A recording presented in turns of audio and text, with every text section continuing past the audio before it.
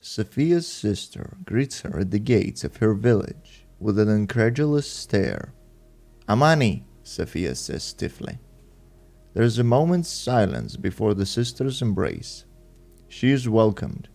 Then Amani looks to Zavala and Hakim. She simply raises an eyebrow. Days pass. I don't think she likes me. Zavala speaks softly over Hakim sleeping in the makeshift cradle in Amani's home.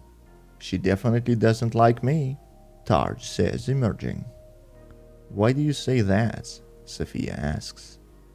She said, I don't like you, Tarj answers. To both of us. Sophia frowns. She likes Hakim, she offers. That will have to be enough.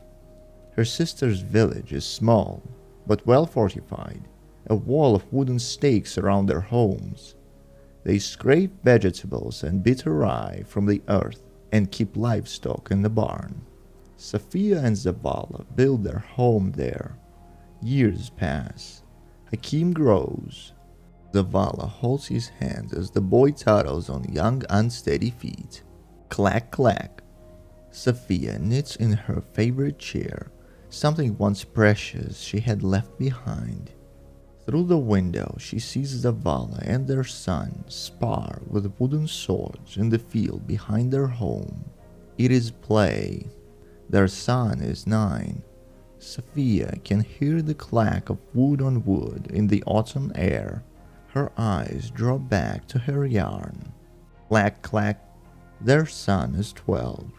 She sees Zavala correct Hakim's stance, raise his arms, straighten his back. The boy only comes up to his father's elbows. Tarj circles around them. The yarn shifts around her fingers as she passes it from needle to needle. Clack, clack. Their son is 15. The sleeve of the sweater she works on lengthens. It is summer, but she knits for the colder months ahead. Her sister sits beside her, cleaning a rifle and counting bullets. We're overdue for a raid, Amani says, as if she were remarking on a low crop yield, bad weather, or a stillborn calf. Just another hardship, inevitable. Bullets clink together in her lap. Sophia spreads the woolen sweater over her knees. For Hakim? Amani asks. Sophia nods. He outgrows them every 2 months. He needs new trousers too. I can see his ankles. The final clack of the swords clatters out, and she looks up. Sophia sees the flash of a metal blade in Hakim's hand. She throws down her knitting and runs to them. The knife is at Zavala's throat when she reaches them. What are you doing? It is not a question. It is an admonition. Zavala steps back and gestures to the knife in Hakim's hands. I'm teaching him how to defend himself. Sophia reaches for her son, holds Hakim to her chest. She kisses the crown of his head, whispers softly into the curls of his hair. But he pushes her away, steps back, stares up at her defiantly. I can do it, he says. It's just a lesson. Sophia looks to Zavala, shaking her head in disbelief. He needs to be prepared to take a life. He speaks gently, as if he had not just asked his son to slit his throat. He is a child, she says.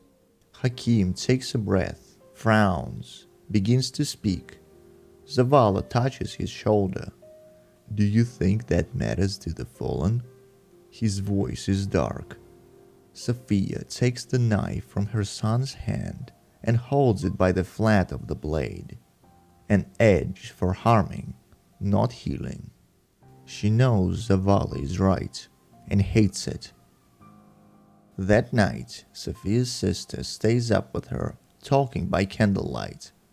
It's been years. Amani clicks her tongue. He'll never see the way we do. They can't. I don't believe that.